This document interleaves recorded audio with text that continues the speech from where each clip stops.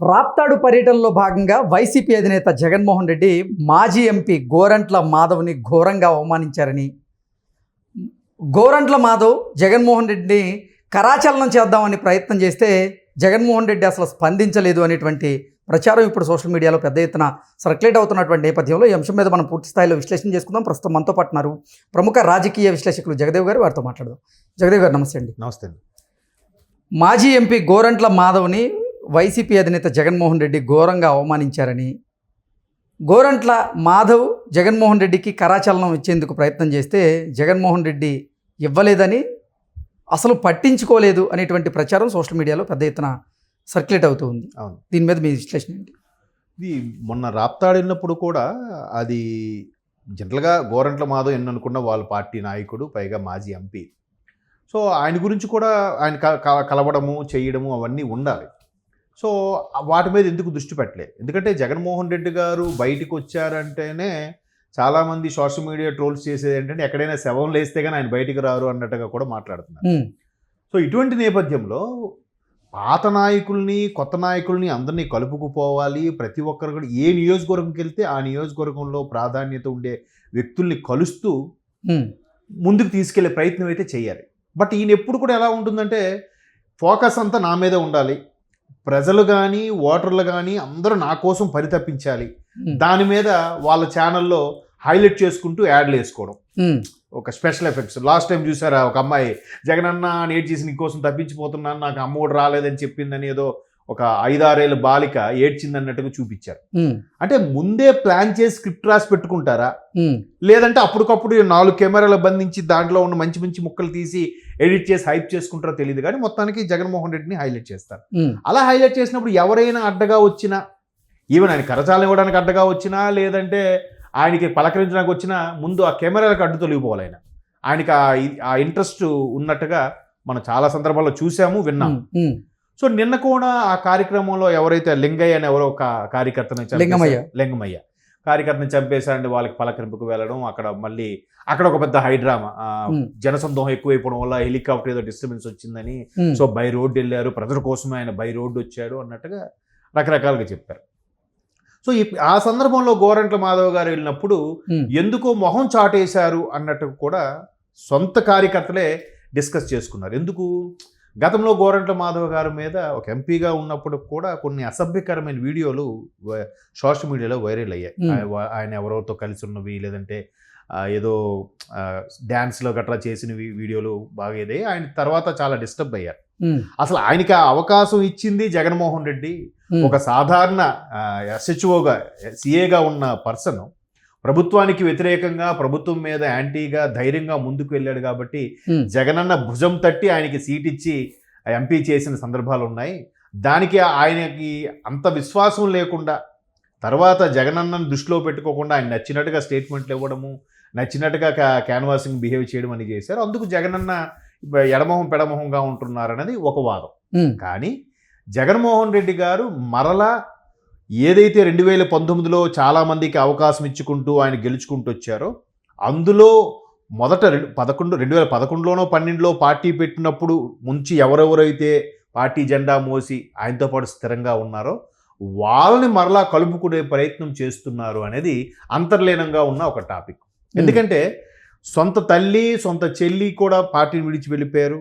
అలాగే కవల పిల్లలుగా పరిగణించే విజయసాయిరెడ్డి గారు కూడా పార్టీకి దూరమైన నేపథ్యంలో ఆయన 2029 ఎలక్షన్స్ వరకు పార్టీని కాపాడుకుంటూ వెళ్ళి పార్టీ మనుగడ సాగిస్తూ ఎన్నికల్లో నిలబడాలంటే ఖచ్చితంగా పాత నాయకులు మరలా అవసరమే. పాత నాయకులు in the sense Rajasekhara Reddy గారి హయాం నుంచి కూడా రాజశేఖర రెడ్డి గారి కుటుంబానికి కానీ, కాంగ్రెస్ ప్రభుత్వానికి కానీ అప్పట్లో విధేయులుగా ఉండే వాళ్ళని మరలా కలుపుకునే ప్రయత్నం చేస్తున్నారు. ఎందుకు చేస్తున్నారంటే, ఒకవైపు పీసీసీ చీఫ్గా సొంత చెల్లెలే పీసీసీ చీఫ్గా ఉంది ఆంధ్రప్రదేశ్కి. ఆవిడేం చేస్తున్నారు, రాజశేఖర రెడ్డి లాగా ఆపరేషన్ ఆకర్ష్ టైప్లో పాత వాళ్ళందరినీ మళ్ళీ కలుపుకుపోయి పార్టీని బలోపేతం చేస్తూ ఓటింగ్ పర్సెంట్ పెంచుకునే ప్రయత్నం చేస్తుంది ఆవిడ. ఖచ్చితంగా దానికి పక్కన తెలంగాణ రాష్ట్ర ముఖ్యమంత్రి సపోర్ట్ ఉంది, అధిష్టానం సోనియమ్మ సపోర్ట్ ఉంది, రాహుల్ గాంధీ గారి సపోర్ట్ కూడా ఉంది. కాబట్టి కాంగ్రెస్ నాయకులు కూడా చాలామంది మరలా వాళ్ళ ఉనికిని చాటుకొని కాంగ్రెస్లో చేరే ప్రయత్నం కూడా చేస్తున్నారు. దానికి బెస్ట్ ఎగ్జాంపులే రీసెంట్గా రాజమండ్రిలో మాజీ ఎంపీ హర్ష్ కుమార్ గారు కూడా పాస్టర్ ప్రవీణ్ గారి విషయం అక్కడికి వెళ్ళి కూడా లైవ్ చేసే ఉద్దేశం ఏంటంటే మరలా కాంగ్రెస్ తరపున హైలైట్ అయ్యి షర్మిల గారితో సమక్షంలో పీసీ చీఫ్లో ఆయన సమక్షంలో ఆవిడ చేరుతూ మరలా కాంగ్రెస్ని ముందుకు తీసుకెళ్లే ప్రయత్నంలో భాగమే అని స్థానికంగా మాట్లాడుకున్న విషయాలు. సో మొత్తం మీద షర్మిల గారు కాంగ్రెస్ నాయకుల్ని పాత తరం తండ్రి తరంలో ఉన్న సమకాలికులను అందరినీ కలుపుకునే ప్రయత్నం చేస్తుంటే అసలు వైసీపీ పుట్టిందే ఇటువంటి కాంగ్రెస్ నుంచి వచ్చిన వాళ్ళ నుంచే కదా. మరి ఈయన కూడా ఆ కాంగ్రెస్ నుంచి వచ్చిన వ్యక్తే కదా. కాంగ్రెస్లో ఎంపీగా చేసి మళ్ళీ రిజైన్ చేసి మళ్ళీ గెలిచి తర్వాత కదా సొంత పార్టీ బయటకు వచ్చి పార్టీ పెట్టుకున్నాడు జగన్మోహన్ రెడ్డి గారు కూడా. సో పాత వాళ్ళని మరలా కలుపుకుపోయే ప్రయత్నం చేస్తున్న నేపథ్యంలో 2019 నుంచి హైలైట్ అయితే ఎవరైతే ఉన్నారో వాళ్ళని ఎందుకో అంత ప్రాధాన్యత ఇవ్వట్లేదు అనేది ఒక అంశం. ఎందుకంటే ఆయన మొన్న ఓడిపోయిన తర్వాత అంటే ముఖ్యమంత్రిగా అవ్వకుండా ఎమ్మెల్యేగా అయితే గెలిచారు. గెలిచిన తర్వాత పులివెందులో 3 సార్లు వెళ్ళారంట. 3 సార్లు వెళ్ళిన ప్రతిసారి కూడా రాజశేఖర రెడ్డి గారికి అనుయాయులుగా ఉన్న చాలామంది వచ్చి ఏదో హితబోధ, బాబు మనది మన వాళ్ళని ముందు గుర్తించు, అందరిని నమ్మేయద్దు, ఏదో వాళ్ళు మీ ముఖం పెట్టుకున్నాక వాళ్ళు గెలిచారు తప్ప వాళ్ళకి అంత సొంత ఇది లేదు. సో మనం జెండా మోసిన వాళ్ళకి మీరు ప్రాధాన్యత ఇవ్వాలి, అటువంటి వాళ్ళని కలుపుకుపోండి, మీరు కొత్తగా ఎవరికైతే టికెట్లు ఇచ్చి మీ వల్ల వాళ్ళు గెలిచారో అటువంటి వాళ్ళకి మీరు ప్రాధాన్యత ఇవ్వద్దు అన్నట్టు కూడా చాలామంది చెప్పడం. ఈ నేపథ్యంలో గోరంట్ల మాధవ్ లాంటి వాళ్ళని కొత్తగా వచ్చిన వాళ్ళటువంటి ఇంకా పేర్లు ఉన్నాయి, అలాంటి వాళ్ళందరూ కూడా మెల్లమెల్లగా సైడ్ చేస్తే బెటర్. లేదా వాళ్ళకి అంత ప్రాధాన్యత ఇవ్వకపోతే వాళ్ళే వెళ్ళిపోతారుగా. పొమ్మల్లేక పొగబెట్టే ప్రయత్నం కూడా చేస్తున్నారు. అంటే ఎవరైతే పార్టీని దృష్టిలో పెట్టుకొని పార్టీని బద్నాం చేసే దిశగా ముందుకు తీసుకెళ్ళారు. రాజకీయాల్లో హత్యలుండు, కేవలం ఆత్మహత్యలు మాత్రమే ఉంటాయి. ఎగ్జాక్ట్లీ, బాగా చెప్పారు. అంటే అది ఎప్పుడు ఆత్మహత్యలు అంటే ఆత్మ న్యూనత ఉన్నవాడికి అవన్నీ ఏముందిలే పట్టించుకోవాలి, ఇవాళ ఎక్కడ రేపు అక్కడ ఆడుకున్నవాడికి అవి ఎక్కడ ఉన్నాయండి, అంత లేదు. ఓకే, అదే ఒకప్పుడు ఇప్పుడు గోరంట్ల మాధవ్కి వైఎస్ఆర్సీపీలో పొమ్మలు లేక పోగబెట్టేటువంటి పరిస్థితి ఉందా? అందుకే జగన్మోహన్ రెడ్డి కరచాలనం ఇచ్చేందుకు కూడా ఆయన నిరాకరించారా అంటే మేబీ అయ్యుండొచ్చు.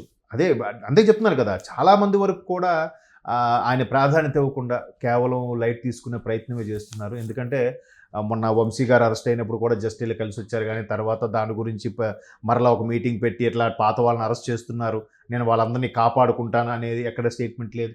కొడాల నాన్నగారికి బాగోలేదంటే ఏదో కలిశారు, చూశారు, ఫోన్లో మాట్లాడారన్నారు, కానీ అటువంటి అతని కోసం ఏదైనా చేసేసి ఏదైనా మాట్లాడేసి వాళ్ళకి కూడా కాపాడుకోవాలిగా. వాళ్ళ గురించి ఎక్కడ స్టేట్మెంట్ కానీ ఏదైనా చేస్తున్నట్టు కానీ ఎక్కడ మనకు వార్తల్లో లేదు.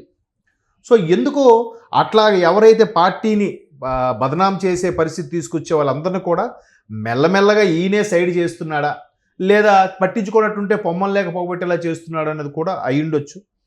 చూద్దాం. మరి ఆయన మరలా పార్టీ బలోపేతం దృష్టి పెడితే మాత్రం మరలా కాంగ్రెస్ నుంచి వచ్చి నిలబడే వాళ్ళు, లేదా రాజశేఖర రెడ్డి గారికి అత్యంత అభిమానంతంగా ఉండే వాళ్ళు వస్తేనే మరలా పార్టీ మనుగడ కొనసాగుతుందని ఒక అభిప్రాయం. ఓకే అండి, థ్యాంక్ యూ సో మచ్.